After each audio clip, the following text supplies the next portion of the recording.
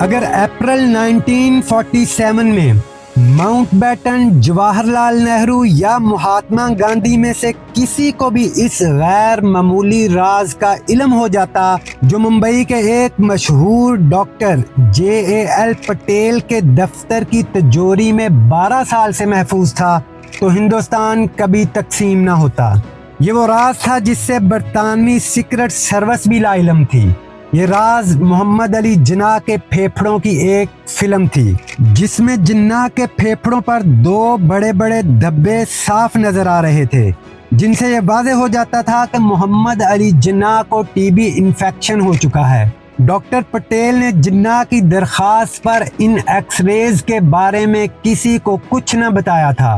یہ لکھنا ہے لیری کولنز اور ڈومینک لیپیر کا۔ ماؤنٹ بیٹن نے کچھ عرصہ بعد ایک انٹرویو میں لیری کولنز کو بتایا، سارا کمال محمد علی جناح کا ہے۔ اگر کسی نے مجھے بتایا ہوتا کہ وہ کچھ ہی عرصہ میں فوت ہو جائیں گے تو ہندوستان کبھی تقسیم نہ ہوتا۔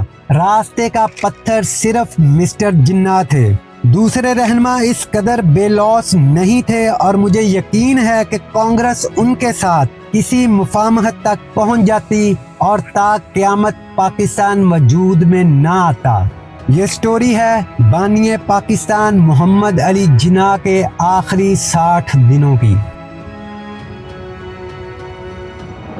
یہ 14 جولائی 1948 کا دن تھا جب اس وقت کے گورنر جنرل محمد علی جناح کو شدید بیماری کے عالم میں پراسرار طور پر کوئٹہ سے زیارت منتقل کیا گیا۔ زیارت کوئٹہ سے 133 کلومیٹر فاصلے پر 2449 میٹر بلندی پر واقع ہے۔ زیارت پہنچنے پر بھی انہوں نے کسی مستند معالج سے علاج کروانے کو ترجیح نہ دی۔ انہی دنوں اطلاع ملی کہ مشہور ڈاکٹر ریاض علی شاہ اپنے مریض کو دیکھنے زیارت آئے ہوئے ہیں۔ فاطمہ جناح نے اپنے بھائی سے کہا کہ ہمیں ڈاکٹر ریاض علی شاہ کی زیارت موجودگی کا فائدہ اٹھانا چاہیے، پر محمد علی جناح نے یہ کہہ کر تجویز سختی سے مسترد کر دی کہ اگر ان کا معدہ خوراک کو صحیح سے ہضم کرنے لگ جائے تو وہ مکمل ٹھیک ہو جائیں گے۔ بقول فاطمہ جناح وہ ڈاکٹرز کے ایسے مشوروں سے ہمیشہ گریز کرتے تھے کہ کیا کریں، کتنا کھائیں،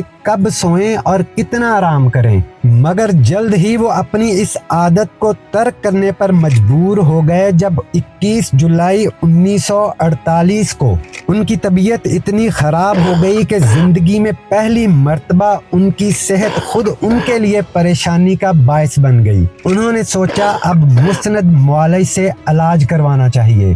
فاطمہ جناح کو اپنے بھائی کے ارادے کا جیسے ہی علم ہوا، انہوں نے ان کے پرائیویٹ سیکرٹری فرخ امین کے ذریعے کابینہ کے سیکرٹری جنرل چودھری محمد علی کو پیغام بھجوایا کہ وہ لاہور کے مشہور فزیشن ڈاکٹر کرنل الہی بخش کو بذریعہ ہوائی جہاز زیارت بھجوانے کا انتظام کریں۔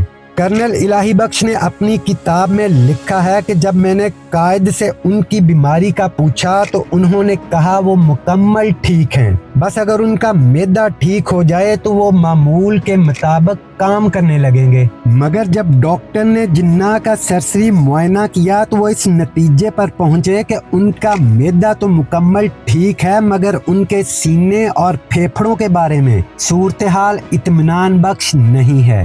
ڈاکٹر الہی بخش کے مشورے پر اگلے دن کوئٹہ ہاسپٹل کے سول سرجن ڈاکٹر صدیقی اور کلینیکل پیتھولوجسٹ ڈاکٹر محمود ضروری آلات اور ساز و سامان کے ساتھ زیارت پہنچ گئے۔ انہوں نے فوری طور پر جناح کے ٹیسٹ کیے، جن کے نتائج نے ڈاکٹر الہی بخش کے خدشات کی تصدیق کر دی کہ وہ TB کے مرض میں مبتلا ہیں۔ ڈاکٹر الہی بخش نے سب سے پہلے فاطمہ جناح اور پھر انہی کی ہدایت پر اپنے مریض کو بھی آگاہ کر دیا۔ ڈاکٹر الہی بخش اپنی کتاب میں لکھتے ہیں کہ قائد اعظم نے جس انداز میں میری تشخیص کو سنا اس سے میں انتہائی متاثر ہوا۔ ان کے بیٹے اپنے مضمون میں لکھتے ہیں کہ قائد اعظم نے جواب دیا، ڈاکٹر یہ تو میں 12 برس سے جانتا ہوں، میں نے اپنے مرض کو صرف اس لیے ظاہر نہیں کیا تھا کہ ہندو میری موت کا انتظار نہ کرنے لگے۔ डॉक्टर इलाही बख्श लिखते हैं, जब मर्ज की तशखीस हो गई तो मैंने एक जानब खुराक और दवा में मुनासिब रद्दोबदल की और दूसरी जानब लाहौर से डॉक्टर रियाज अली शाह, डॉक्टर एस आलम और डॉक्टर गुलाम मोहम्मद को टेलीग्राम दिया कि वो ज़रूरी साजो सामान और सफरी एक्सरेज के आलात लेकर फ़ौरन ज़ियारत पहुँचें। जब 30 जुलाई 1948 को बाकायदा इलाज शुरू होने के इम्कानात बढ़ गए तो उसी रोज़ एक ऐसा वाक़या पेश आया जो आज तक एक मुअम्मा बना हुआ है। ये वाक़या सबसे पहले फातिमा जिन्ना ने अपनी किताब माई ब्रदर में बयां किया था। फातिमा जिन्ना ने लिखा है कि जुलाई के आखिर में एक रोज़ वज़ीर आज़म लियाकत अली खां और चौधरी मोहम्मद अली बगैर किसी इत्तला के अचानक ज़ियारत पहुँच गए। वज़ीर आज़म ने डॉक्टर इलाही बख्श से जिन्ना के मर्ज़ के बारे में पूछा कि उनकी तशख़ीस क्या है। डॉक्टर ने उन्हें बताया कि उन्हें फातिमा जिन्ना ने बुलाया है और वो अपने मरीज़ के बारे में सिर्फ उन्हीं को कुछ बता सकते हैं। वज़ीर आज़म ने इसरार किया कि वो बतौर वज़ीर आज़म गवर्नर जनरल की सेहत के बारे में फ़िक्रमंद हैं, लेकिन तब भी डॉक्टर इलाही बख्श का मौक़िफ़ यही रहा कि वो अपने मरीज़ की इजाज़त के बगैर किसी को कुछ नहीं बता सकते। फातिमा जिन्ना आगे लिखती हैं, मैं उस वक़्त भाई के पास बैठी हुई थी जब मुझे बताया गया कि वज़ीर आज़म और काबीना के सेक्रेटरी जनरल उनसे मुलाकात करना चाहते हैं। मैंने इसकी इत्तला भाई को दी। वो मुस्कुराए और बोले, तुम जानती हो वो यहाँ क्यों आया है? वो देखना चाहता है कि मेरी बीमारी कितनी शदीद है और ये कि मैं अब कितने दिन जिंदा रहूंगा। चंद मिनट बाद उन्होंने अपनी बहन से कहा, नीचे जाओ, वज़ीर आज़म से कहो मैं उससे भी मिलूंगा। फातिमा जिन्ना ने भाई से गुजारिश की कि बहुत देर हो चुकी है, आप उनसे सुबह मिल लीजिएगा। जिन्ना ने हुक्म दिया, नहीं, इसे अभी आने दो, वो खुद आखिर अपनी आंखों से देख ले। वो लिखती हैं कि दोनों की मुलाकात आधा घंटा जारी रही। यूं ही लियाकत अली खां वापस नीचे आए तो मैं ऊपर अपने भाई पास गई। वो बुरी तरह थके हुए थे और उनका चेहरा उतरा हुआ था। उन्होंने मुझसे फलों का जूस मांगा और फिर चौधरी मोहम्मद अली को अंदर बुला लिया, जो 15 मिनट तक उनके पास रहे। जब वो दोबारा तन्हा हुए मैं उनके पास गई। मैंने उनसे पूछा क्या वो कोई जूस या कॉफ़ी लेंगे। उन्होंने कोई जवाब नहीं दिया। वो किसी गहरी सोच में महव थे।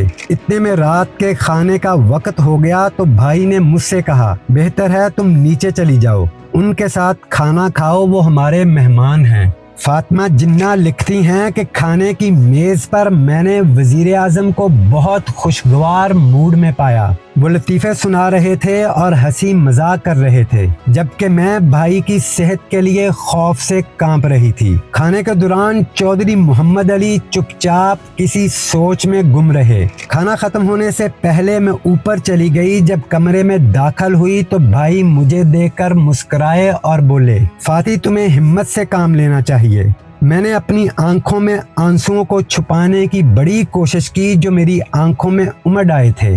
डॉक्टर इलाही बख्श ने अपनी किताब कायदे आज़म के आखिरी अय्याम में इससे मुख्तलफ बयान दिया है। वो लिखते हैं, नीचे उतरा तो वज़ीर आज़म से ड्राइंग रूम में मुलाकात हुई। वो उसी रोज मिस्टर मोहम्मद अली के साथ कायदे आज़म की बीमार पुरसी के लिए आए हुए थे। उन्होंने बड़ी बेताबी से कायदे आज़म की तबीयत दरियाफ्त की और इस बात पर इत्मीनान का इजहार किया कि मरीज को अपने डॉक्टर पर एतमाद है और इंशाअल्लाह इसका इनकी सेहत पर अच्छा असर पड़ेगा। उन्होंने बहुत ताकीद की कि कायदे आज़म की इस तवील बीमारी की जड़ का जरूर खोज लगाया जाए। मैंने इनको यकीन दिलाया कि कायदे आज़म की हालत तशवीशनाक होने के बावजूद वो पुरुम्मीद हैं कि अगर उन्होंने वो जदीद दवाएं खा लीं जो कराची से मंगवाई जा रही हैं तो मुमकिन है वो सेहतयाब हो जाएं। वज़ीर आज़म अपने रहनुमा और पुराने दोस्त की इलालत पर बहुत अफसुर्दा थे।